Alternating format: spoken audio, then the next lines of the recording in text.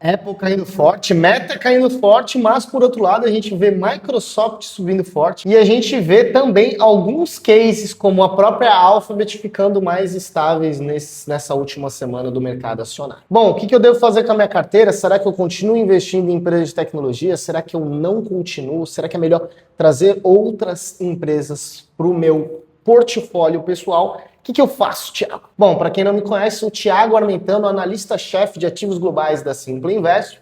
E aqui no canal a gente fala sobre empresas ao redor do mundo, sobre negócios, sobre investimentos em renda forte, que é o dólar, tá? Renda passiva em dólar. Bom, vamos discutir um pouquinho o que aconteceu na última semana para a gente chegar a alguma conclusão, certo?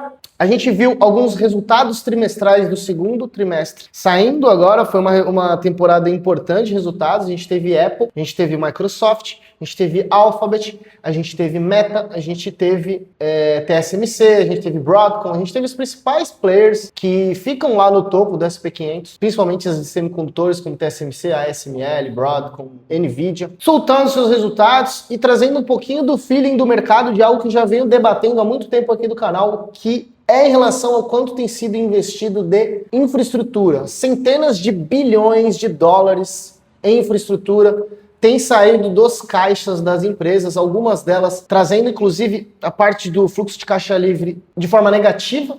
A Alphabet não tinha trazido nenhum resultado dessa forma, ou seja, quando o investimento em CAPEX ele é maior do que o fluxo de caixa operacional, ou seja, você tem um fluxo de caixa livre negativo. Tive a Meta passando por um momento por um balanço parecido. Mas, por outro lado, o que a gente tem que ter em mente é que em algum estágio de maturação de toda essa infraestrutura de inteligência artificial, né, de data center, parte de estrutura de refrigeração, de cabeamento, de P&D, parte de projeto, parte de mão de obra, né, tem a parte de pessoal, de mão de obra qualificada, tudo isso vai fazendo com que as empresas tragam muito dinheiro para dentro do game, mas precisa sair do outro lado uma receita, né, um ganho de receita marginal que a gente fala. Ou seja, cada CAPEX que eu tenho de investimento, eu preciso ter um retorno sobre esse CAPEX. Se você coloca lá 100 mil reais num negócio, você quer que esse retorno venha, né, desse dinheiro, que você, enfim, tenha um ganho de receita frente a esse investimento. Não adianta só você investir e você não ter receita. E o mercado acionário, o mercado de ações, ele é muito curto prazista. Porque como as ações elas são negociadas em bolsa, a gente vê o mercado oscilando muito a cada balanço. Tá? Você tem um letreiro lá com quanto vale a empresa.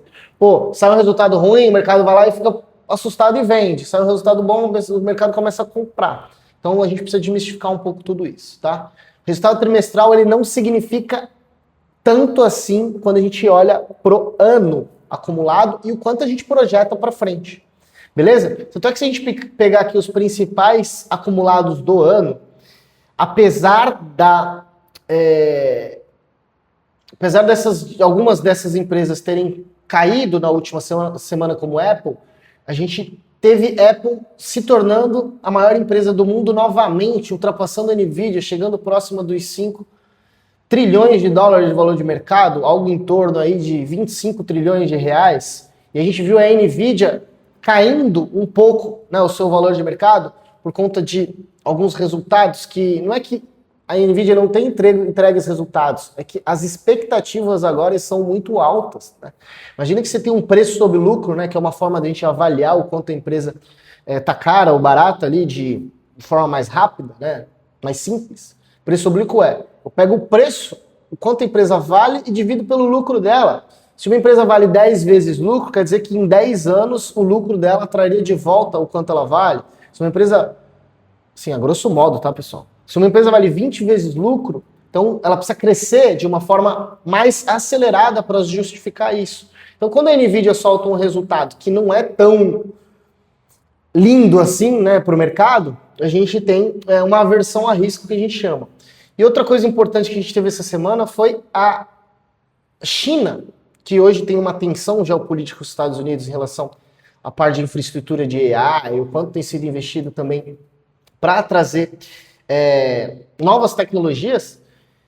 A gente teve a China trazendo uma perspectiva de que vai investir em máquinas DUV, que são aquelas máquinas de litografia capazes de fazer semicondutores, capazes de fazer os microchips para que toda a infraestrutura de AI saia, para que você tenha a parte automotiva, a parte de smartphones, enfim, computador, notebook, tudo que envolve tecnologia de alguma forma, IoT, né, que é a internet das coisas, tudo que envolve tecnologia hoje, você precisa de máquinas de litografia para, né, que é aquela máquina que é a ASML, que eu já falei muito aqui no canal, ela constrói, né, que é uma máquina que tem um feixe de luz, que constrói os microchips ali, são bilhões de chips dentro de um waferzinho.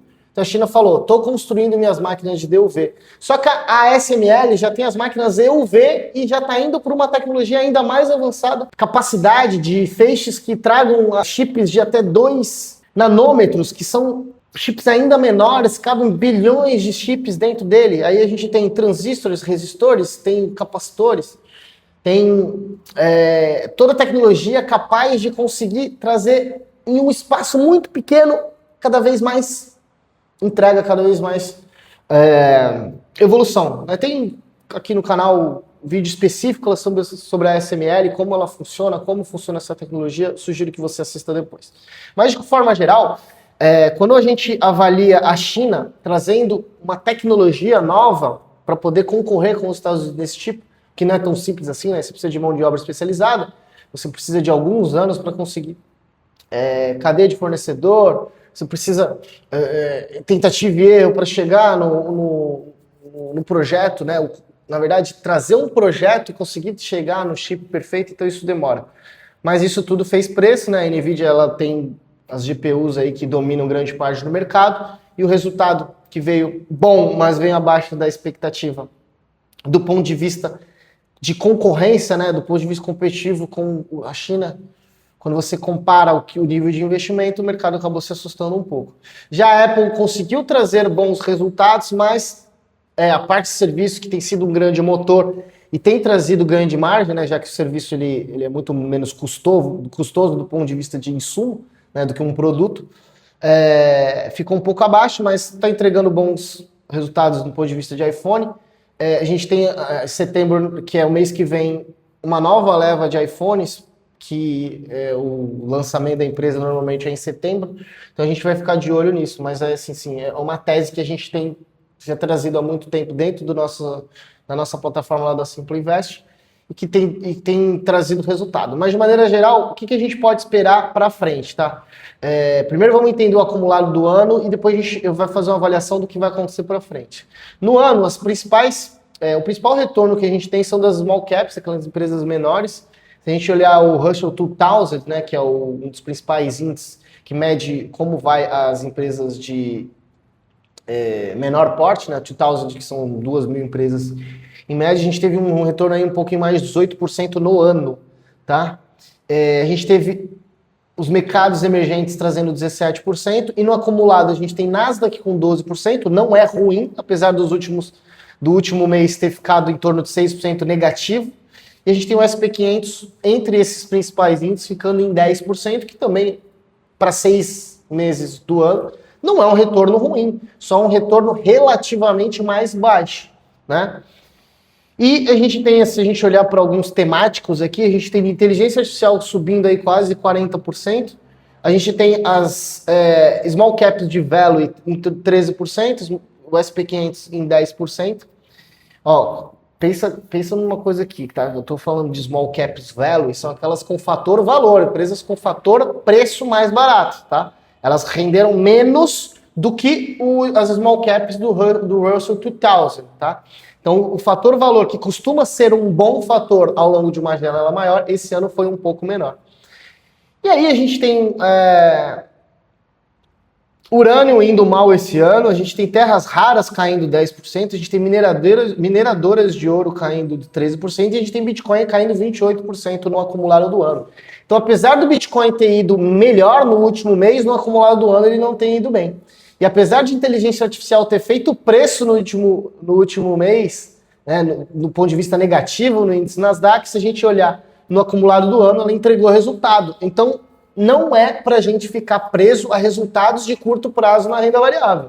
Tá? Isso aqui está mostrando para a gente um cenário muito claro. Não posso me preocupar com resultados trimestrais. Tiago, devo continuar investindo em empresas de tecnologia? Eu acredito, né, que, pensando no horizonte mais longo de tempo, faz muito sentido. Até porque todos os estudos, se a gente pegar o estudo da Vanguard, da BlackRock, se a gente pegar de 2030 a 2040, a gente vai ter um ganho de produtividade por conta das AIs aí de quase 1% ao ano. Que no acumulado, né, na fórmula exponencial, isso é um baita de um ganho de produtividade por conta das AIs. Então você precisa de infraestrutura para isso. É isso que as empresas estão fazendo, investindo massivamente, tá? Óbvio que no curto prazo isso vai trazer ruído. E a gente vai ver muita gente falando, né, muito conteúdo trazendo medo para vocês. Nossa, será que é o fim das AIs? Será que a gente tem uma bolha das empresas de inteligência artificial? Óbvio, se a gente avaliar o SP500 em termos de múltiplo, na média a gente tem um múltiplo um pouco mais caro. Né? A gente tinha um múltiplo aí chegando em 20% quase, enquanto que a média histórica do SP500, sei lá, 16%, 17%. Então você tem um percentual, né? Um a mais aí, que se a gente tiver uma regressão à média em um momento voltar, você vai ter, óbvio, uma retração no SP500, que tem subido de forma avassaladora nos últimos 5, 6 anos, tá? Nos últimos 10, 15 anos também, mas se a gente pegar AI para cá nos últimos anos, a gente tem uma porrada muito grande de resultados trazendo, do ponto de vista positivo, para que o SP500 traga resultado. Inclusive, se a gente olhar aqui, ó, deixa eu ver o screener aqui, como é que estão as empresas em termos de tamanho de mercado.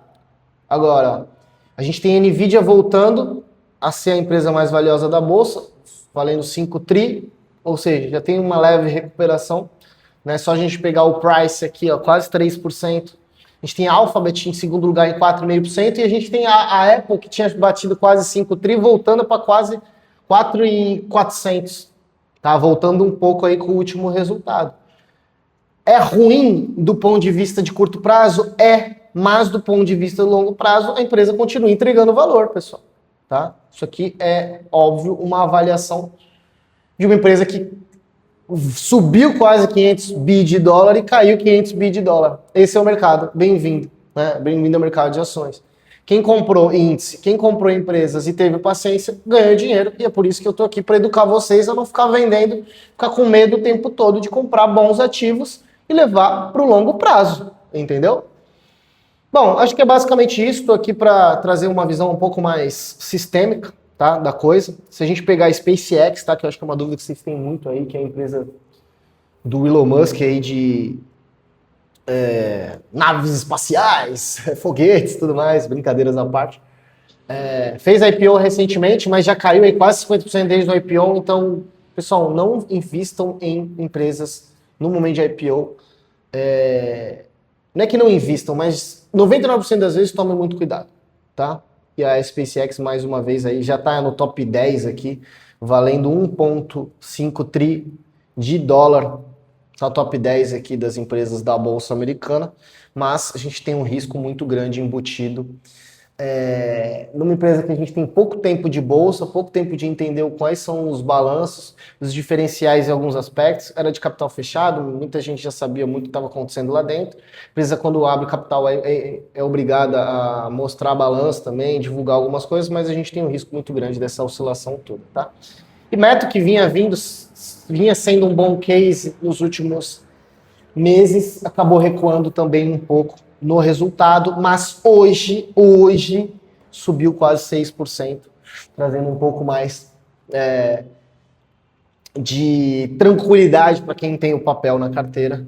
Por isso que, pessoal, não dá para investir em curto prazo em empresas americanas. A gente tem uma volatilidade muito maior lá fora por conta de todo esse price earnings mais elevado que empresas americanas costumam ter, porque também entregam porrada de resultado. NVIDIA agora 31 vezes lucro, para quem já viu a 70, 80 vezes lucro, tá ok. Alphabet para mim hoje, 18 vezes lucro, tá num patamar bom. Microsoft a 27 vezes lucro, chegou a estar 23 vezes lucro, também é um patamar relativamente bom. Bom, de maneira geral é isso. Para você que ainda não está inscrito no canal, você é maluco, clica aqui embaixo, se inscreve no canal, ative as notificações e, obviamente, deixa o like no vídeo porque eu sei que você gostou. E me acompanha aqui que a gente tem bastante temas legais para debater e a gente fala muito sobre todo esse mercado de uma forma mais sincera aqui e sem muito rodeios, tá? Tamo junto, um grande abraço. Vou deixar esse outro vídeo aqui na tela para você continuar me acompanhando.